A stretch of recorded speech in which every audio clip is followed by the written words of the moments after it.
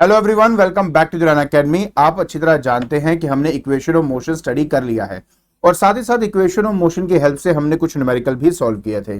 I hope आपने वो video देखी होगी और आपको समझ में आ गया होगा कि मैं किन इक्वेशन ऑफ मोशंस की बात कर रहा हूं। देखिए, आज के लेक्चर के अंदर हमने इन्हीं इक्वेशंस को डिराइव करना है with the help of the graph. Graph हम यूज करेंगे वेलोसिटी और टाइम का, बिकॉज वेलोसिटी और टाइम के ग्राफ में से अगर मैं चाहूं तो डिस्प्लेसमेंट भी कैलकुलेट कर सकता हूं और एक्सेलरेशन भी कैलकुलेट किया जा सकता है।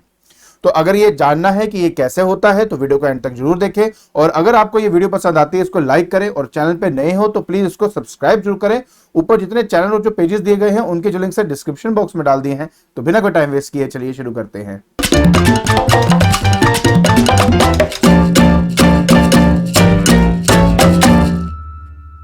तो जैसे आप जानते हैं कि आज के लेक्चर के अंदर हम इक्वेशन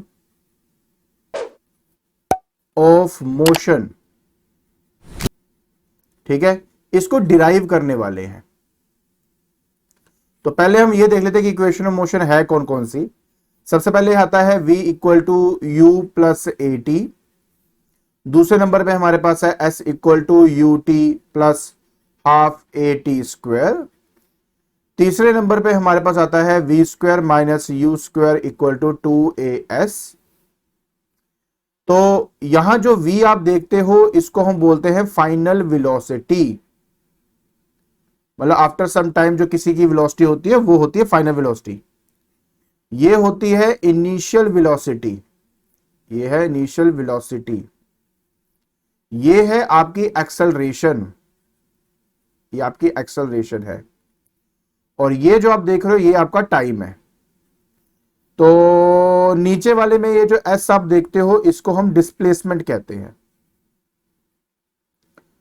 जब हमने इनका इस्तेमाल किया था न्यूमेरिकल सॉल्व करने में तब मैंने आपको बताया था कि अगर आपको वेलोसिटी और टाइम के बीच में रिलेशन चाहिए फिर तो यार तुम ये वाला इक्वेशन इस्तेमाल करोगे।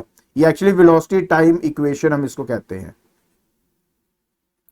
अगर आपको डिस्प्लेसमेंट और टाइम के बीच में रिलेशन चाहिए तो फिर हम इसका इस्तेमाल करते हैं, क्योंकि इसको हम डिस्प्लेसमेंट टाइम रिलेशन या इक्वेशन हम कहते हैं। लेकिन अगर आपको टाइम नहीं चाहिए, आपको सिर्फ ये पता करना है कि भाई मेरी ये इनिशियल वेलोसिटी थी, मेरी फाइनल वेलोसिटी है, तो बताइए मेरी डिस्प्लेसमेंट कितनी हुई, टाइम का कोई लेना देना नहीं है, तब हम इसका इस्तेमाल करते हैं, क्योंकि उसको हम वीएस इक्वेशन भी कहते हैं, मतलब वेलोसिटी डिस्प्लेसमेंट इक्वेशन भी हम इसको कहते हैं। तो बात बहुत सिंपल सी है यार, ये हम ऑलरेडी कर चुके हैं मुझे पता है, बट हमने कभी भी इसको डिराइव नहीं किया था। तो आज के लेक्चर के अंदर हम इसकी डेरिवेशन को ही समझने वाले हैं। देखिए, जब हम इनको डिराइव करते हैं तो जो ग्राफ हम यूज करते हैं वो होता है वेलोसिटी टाइम ग्राफ। क्यों वेलोसिटी टाइम ग्राफ? क्योंकि अगर आपने मेरी पिछली वीडियोस देखी हैं तो जान लिया होगा कि वेलोसिटी टाइम ग्राफ जो है एक ऐसा ग्राफ है जिससे मैं डिस्प्लेसमेंट और एक्सेलरेशन दोनों पता कर सकता हूं। Area under velocity time graph कर देंगे तो आपको मिल जाएगा डिस्प्लेसमेंट, और अगर आप स्लोप निकाल लेते हो लाइन का तो आपको आपकी एक्सेलरेशन मिल जाती है। अच्छा, लेकिन इसमें एक छोटा सा कैच है। कैच ये है कि जब टाइम t इक्वल टू 0 है ना, तो पहले से ही मेरी बॉडी की एक इनिशियल वेलोसिटी है जो कि है u। इसलिए जब टाइम हमारा 0 है, एक इनिशियल वेलोसिटी ऑलरेडी है हमारे पास और वो है हमारा u। तो मैंने यहां पे u रख दिया। तो मतलब ये हुआ कि यहां से लेके यहां तक जो वैल्यू है वो u है मेरी। क्या है? u है मेरी वैल्यू। तो ये o पॉइंट मान लेते हैं, इसको a पॉइंट मान लेता हूं मैं। अच्छा, ये जो ग्राफ है वो यूनिफॉर्म एक्सेलरेटेड मोशन का ग्राफ है। तो इसलिए जो ग्राफ है वो ऐसे स्ट्रेट लाइन ऐसे इंक्लाइंड बनेगा ऊपर की तरफ लाइक दिस। ठीक हो गया? ये a हो गया। ये जो पॉइंट आप देख रहे हो मैं इसको b मान लेता हूं। और कितना टाइम लगा उसको ऑब्जर्व करने में, वो है टाइम आपका t। तो t टाइम है, ये 0 से आपका शुरुआत हुआ। t टाइम के बाद है ना उसकी जो वेलोसिटी है वो क्या है, देखिए एक बार समझा देता हूं आपको मैं। ये है इसकी final velocity, that is v। तो मतलब ये हुआ कि ये पूरी हाइट जो आपकी होगी इसकी वो v मानी जाएगी। ये देखो, ये पूरी हाइट जो है आपकी v है। तो ये u हो गया, ये आपका v हो गया। चलो बहुत बढ़िया। नेक्स्ट स्टेप में हम क्या करेंगे, पहले तो ट्रायंगल कंप्लीट करेंगे। स्लोप बिना ट्रायंगल के नहीं आ पाता ना, इसलिए हम ट्रायंगल पहले बनाएंगे। तो इसमें 90 डिग्री पे आपने ऐसे लाइन बना दी और ये जो पॉइंट है इसको मैं सी पॉइंट यहां पे मान लेता हूं। ठीक है जी।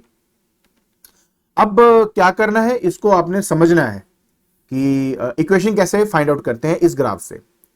तो स्टेप नंबर 1 या पहली इक्वेशन की बात करते हैं। चलो हम बात करेंगे v is equal to u plus a t की। हमने इसको डिराइव करना है इस पर्टिकुलर ग्राफ से। तो देखो सिंपल सी बात है, अगर मुझे एक्सेलरेशन चाहिए तो एक्सेलरेशन जो होता है a, that is actually slope of line A B. तो ए बी लाइन का अगर मैं स्लोप निकालता हूं तो जाके मुझे क्या मिलता है, मेरा एक्सेलरेशन मिलता है। ठीक है जी। तो एक ट्रायंगल के अंदर देखिए, in triangle A B C, I am talking about ये वाला ट्रायंगल, ठीक है। अगर मुझे स्लोप निकालना है तो स्लोप होता है हमारा B C divided by A सी।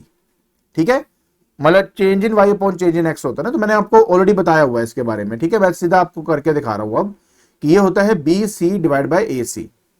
चलिए, तो अगर मुझे ये बी सी चाहिए, मतलब ये वाला टर्म, सिर्फ इतना हिस्सा मुझे चाहिए, तो आपको पता है पूरी लेंथ में से ये छोटी लेंथ माइनस करनी पड़ेगी, तब जाके आपको बी सी मिलेगा। तो that will be v minus u. और अगर ए सी चाहिए तो वही बात फिर से करनी पड़ेगी आपको, ये जो क्या कहते हैं final value minus initial value करनी पड़ती है। तो टी माइनस 0 करेंगे तो आंसर ऑब्वियस टी ही आएगा। तो फाइनली जो स्लोप है उसको हम एक्सेलरेशन कहते हैं। B C v minus u है और ए सी मेरा टी है, टी इधर गया तो v minus u equal to a t आ गया, और v is equal to u को राइट साइड ले जाओ तो u प्लस ए टी आपका फॉर्मूला तैयार हो जाएगा। तो बस इतने सिंपल से तरीके से आप अपने इस इक्वेशन को डिराइव कर सकते थे। क्यों, आसान है ना? होना ही है। आगे देखते हैं। अब हम बात करेंगे अपने सेकंड इक्वेशन की, जो कि s equal to u t plus half a t square होता है हमारे पास। देखिए, एक बहुत सिंपल सी बात आपको मैं समझाऊंगा कि हमने ऑलरेडी एक बात पढ़ी है, और वो ये पढ़ी है कि यार जो डिस्प्लेसमेंट होता है, मान लो अगर मुझे वेलोसिटी टाइम ग्राफ दिया हो और मुझे उसमें से डिस्प्लेसमेंट कैलकुलेट करना है, तो डिस्प्लेसमेंट को कैलकुलेट करने के लिए हम करते हैं area under A B line. मतलब क्या हुआ कि आप एक्चुअली में एरिया ऑफ ट्रेपीजियम पता कर रहे हो। कौन सा trapezium? I am talking about A B T O.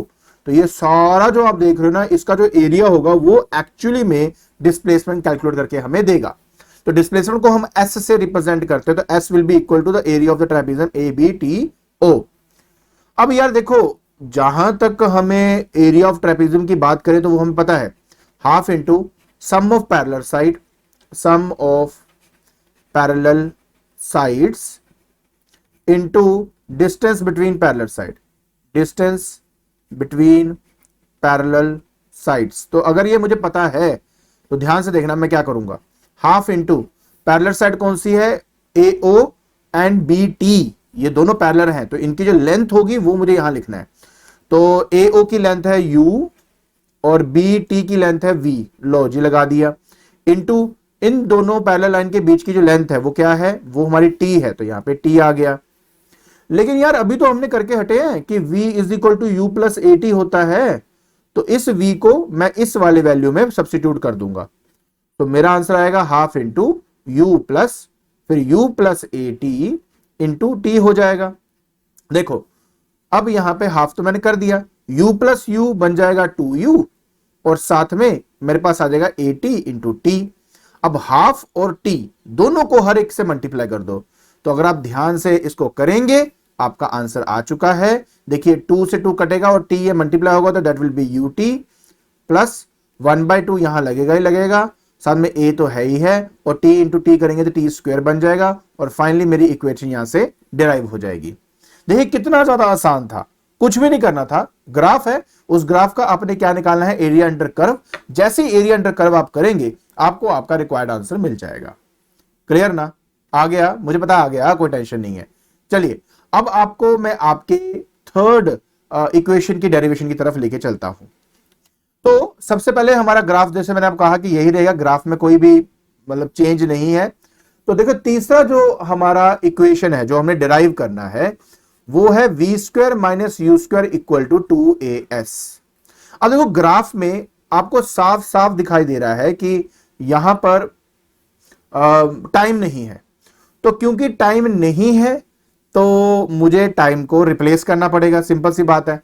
अब कैसे रिप्लेस करूंगा? देखो शुरुआत वही करेंगे कि डिस्प्लेसमेंट जो होती है वो area under A B line होती है, लाइन ए बी लाइन होती है। तो हमें पता है कि ट्रेपेजियम वाला फॉर्मूला फिर से लगेगा, half into sum of parallel side, मतलब u plus v into distance between parallel side वो है t। तो ये चीज तो मैं ऑलरेडी आपको करवा चुका हूं। बस अब करना क्या है कि हमें पता है कि v is equal to u plus a t होता है, हाँ जी होता है। यहां से मैं टाइम निकालूंगा तो time will be v minus u over a. क्यों? होता है कि नहीं होता? तो ये मेरी इक्वेशन नंबर 1 है, इसको उठा के इसमें सब्स्टिट्यूट कर दूंगा। जैसे सब्स्टिट्यूट करूंगा मेरे पास बनेगा half into u plus v और साथ में आ जाएगा v minus u over a. यार अब देखो मैथ्स की ये आइडेंटिटी तो आपने पढ़ी है ना कि v plus u equal to नहीं a plus b into a minus b क्या होता है? मैं यहां लिख देता हूं, that is a plus b into a minus b. यार देखो इतना तो पता होना चाहिए ना, a square minus b square है, राइट? तो देखो v plus u into v minus u, तो that will become v square minus u square, और नीचे 2a है ही है और ये सब s के बराबर है। तो ये जो 2a है जब ये s से मल्टीप्लाई होगा तो हमारी रिक्वायर्ड इक्वेशन बन जाएगी, और इक्वेशन क्या बनेगी? V square minus u square equal to 2as। देखा कितने आसान तरीके से हम लोगों ने इन इक्वेशन को डिराइव कर लिया। तो अगर अब आपके एग्जाम के अंदर आप लोगों को ये डिराइव करने को आएगा तो आप इस मेथड से आसानी से उसको डिराइव कर सकते हो। आई होप आपको ये सारी बातें अच्छी तरह समझ में आ गई होंगी। ठीक है, तो आज के लेक्चर के अंदर हमने इक्वेशन ऑफ मोशंस को डिराइव कर लिया है। हमने ये जाना कि कैसे ग्राफ की हेल्प से इनको आसानी से डिराइव किया जा सकता है। बहुत सिंपल मेथड है, बस आपने एक बार प्रैक्टिस करनी है, आपको अच्छी तरह ये डेरिवेशन समझ में आ जाएगी।